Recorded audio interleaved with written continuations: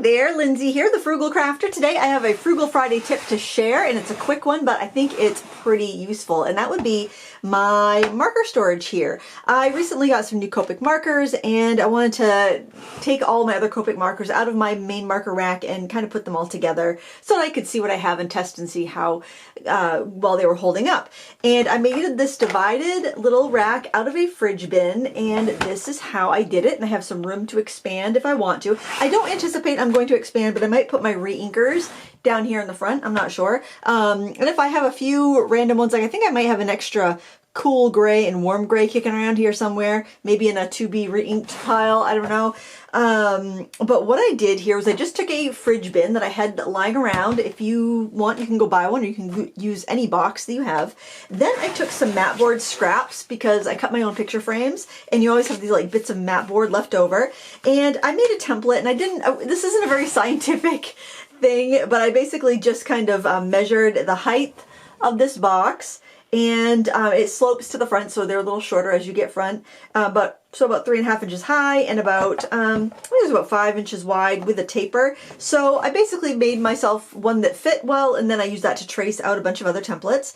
And then I have some extras here in the front. So basically I just slid put the matboard piece in, put my pencils, my markers in, put another piece of matboard in, put another row of markers, and so on and so forth in the order that they are swatched out on this marker chart.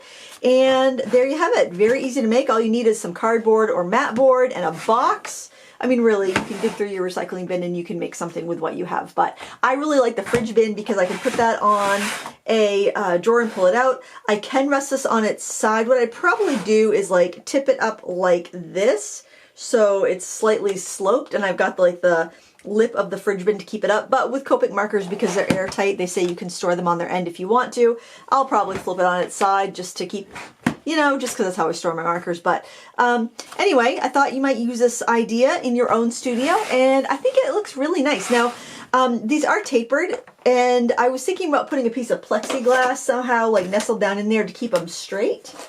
But then my friend Karen pointed out that if I did that, it would be hard to get these markers out because this takes up way less space than the other cases I had. So this many markers filled up all of these cases.